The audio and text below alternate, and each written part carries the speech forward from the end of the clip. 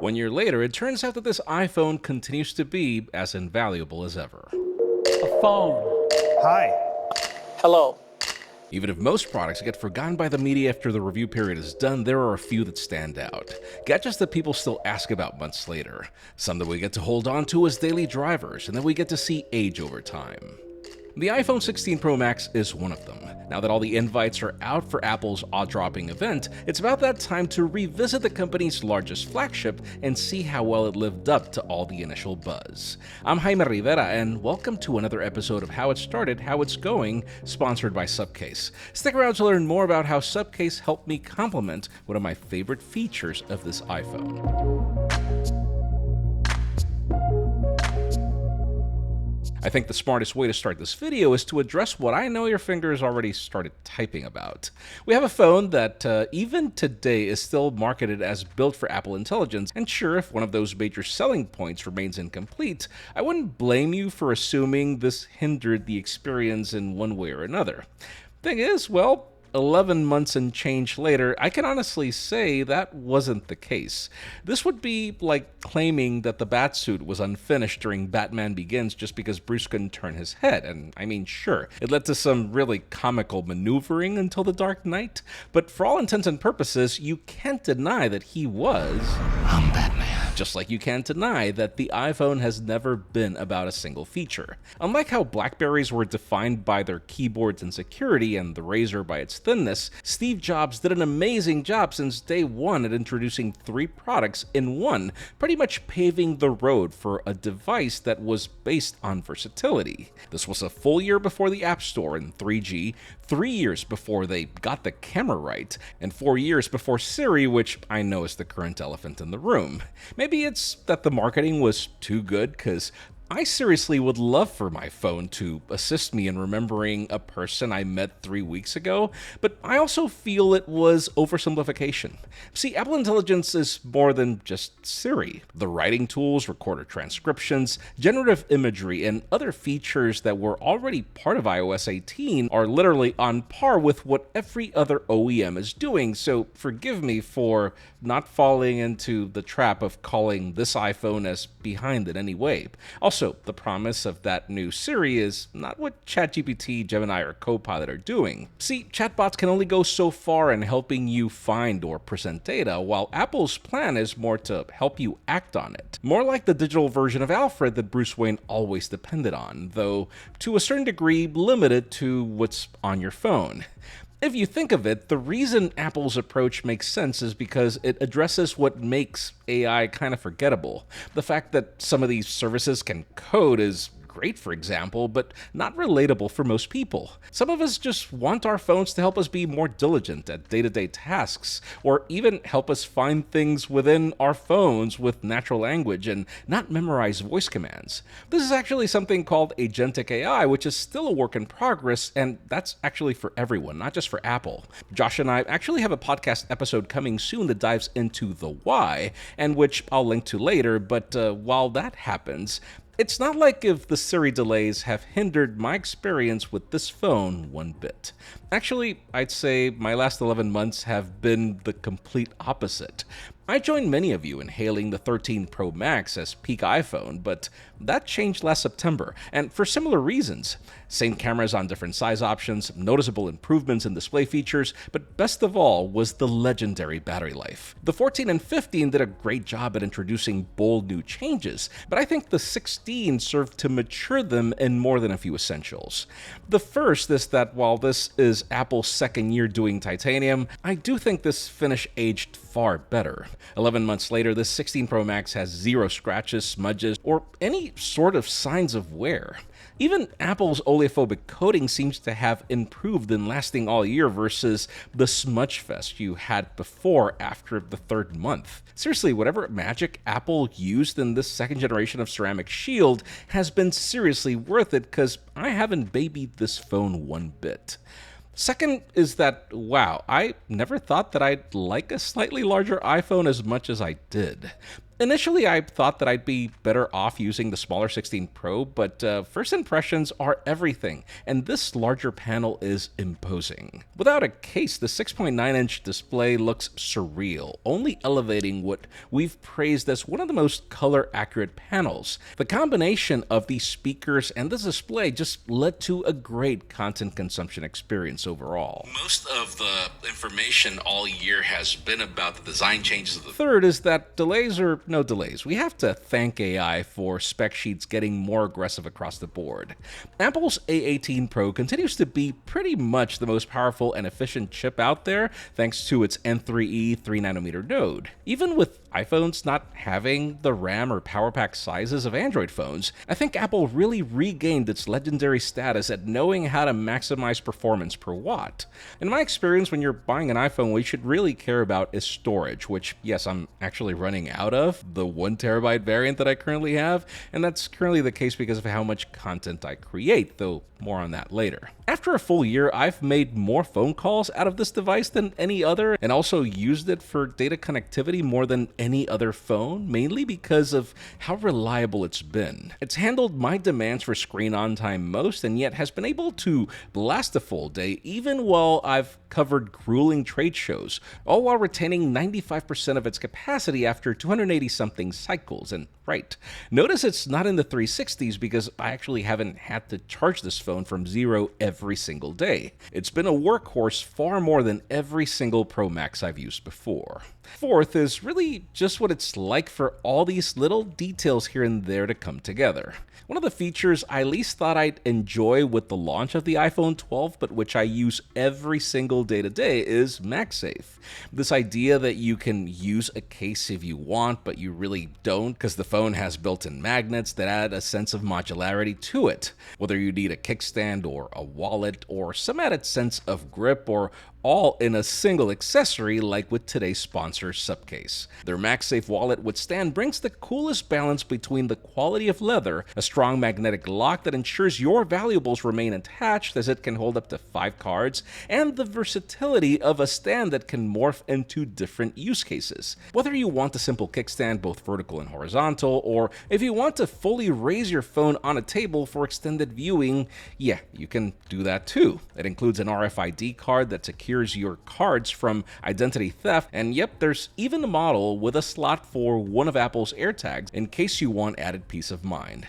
This is actually the only wallet I use even when not attached to my phone, given its multiple use cases. Best of all, once you look at the price in exchange for all these features, you'll understand why Subcase continues to lead the pack. Thanks to Subcase for sponsoring this video. You can learn more about them in the link in the description. Fifth is that right now, even a full year later, this is one of the few phones that actually owns the title of Pro with its camera capabilities. The 16 Pro and Pro Max continue to have some of the largest sensors in their category, which are far more important than megapixel counts, especially for videography. It's the main reason this phone has been my content creation tool all year, though, yeah, it's also why I can't wait for iOS 26, as organizing it has been kind of a mess. Now, regardless, the reason I trust an iPhone with photography is precisely because of how neutrality brings its benefits. Colors have never been overdone, and its approach to HDR does even beat regular cameras in harsh scenarios. I also like that photographic styles grew up to let you get creative about the look and feel of each shot in post, along with letting you create your own special style that goes beyond what we know as filters. I would change two things about this camera system though. First is that even if this tetraprism telephoto is an engineering marvel, it could benefit from more megapixels in order to match the detail the primary and ultra-wide provide. Second is that while this has been my selfie camera of choice given the company's deep fusion, it would benefit from a slightly wider lens for more pleasing results and flexibility. Still, the reason why I always choose an iPhone to be in my pocket for the last couple of years is because it's been the B camera that I've relied on, mainly because it actually does a better job than a mirrorless camera in certain scenarios. If I need to do a walking shot, for example, it's easier to use an iPhone. If I have to film a stage from a distance where there are multiple changes in contrast, I'd prefer to just use an iPhone than to have to fumble with the ISO on my A7S III. If I want cool slow-mo with 120 frames per second, second without having to get the shutter speed just right, I'll just use an iPhone. If I'm creating any sort of social media, then even more reason to just seriously use an iPhone. From the HDR to how stabilization is good even when I'm creating fitness content, to how well I can isolate audio without needing a full-blown editor, this is far more convenient than using a camera and a separate microphone, but again, in certain scenarios. And listen, yes, I've spent years hearing Android OEMs claiming they do better video, but sadly that's not the case in practice. Their codec is so low in quality that once you throw it into a larger display or even an editor, yeah, the iPhone wins by a lot. I do wish Apple would consider a bit of modularity in being able to, attach better lenses in order to achieve better depth of field, as portrait video can be kind of hit or miss, but in absolutely everything else, unless you tell me you've tested the Vivo X200 Pro, nothing else comes even close to even the cheapest iPhone. Now, for those of you wondering how it went with camera control, well, not so good at the beginning, but more for personal reasons. Making running videos, for example, was always a mess with the capacitive controls, so I really appreciated when these later became optional with a software update.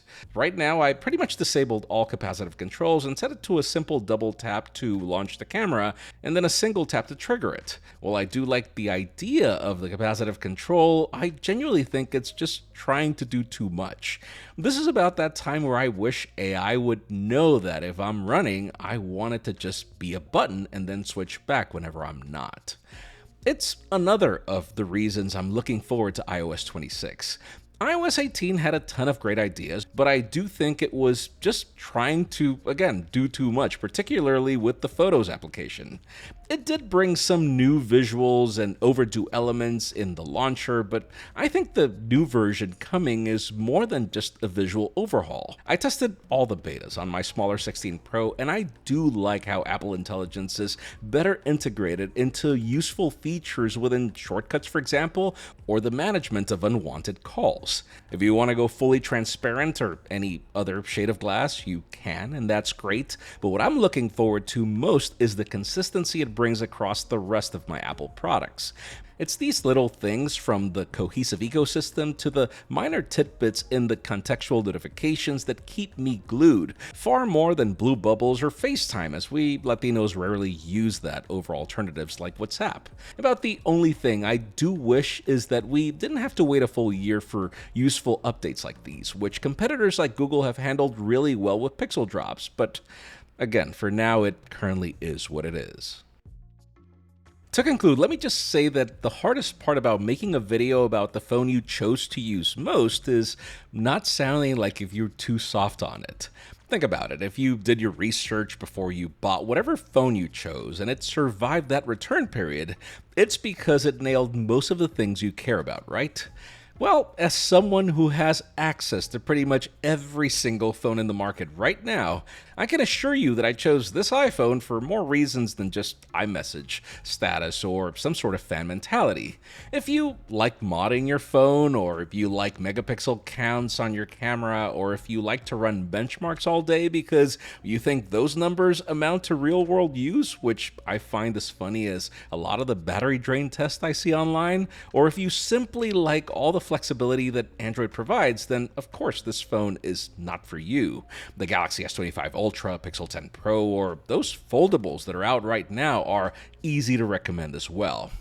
Thing is, I make videos for a living, so I can't settle for second best on that feature alone, and nor can I put up with fumbling social media applications, nor a phone that'll die on me halfway through a trade show because performance was more important than efficiency, and nor one that'll not assist me as another creative tool. So while I do carry whatever other phone I'm reviewing and testing, an iPhone has been next to it pretty much since like the XS series. Why it is that Android makers struggle with some of these things is something that I don't understand either, but guys, as somebody that needs this for a living, I'm just stating the facts. If you need a creative tool, an iPhone is an iPhone. Apple has just been investing on tools like Final Cut and GarageBand for so many years with the Mac that it just has more experience in video codecs, audio, and everything else we creatives want. Obviously, with everything that's coming with the iPhone 17 series, it does sound like if the best move is to wait a few days for that launch. But if you were to consider the 16 Pro Max instead, I can assure you that Tim Cook was actually not exaggerating. These were the best iPhones that Apple had ever made up until last year. Let me know if you agree with my assessment in the comments below, and while you're at it, please like, subscribe, and join the conversation in the comments, as I'll try to respond to as many as I can. This is the collective effort of more people than just me, so we all really hope you like what you see. I'm Jaime Rivera. Thanks so much for watching. I'll see you on the next one.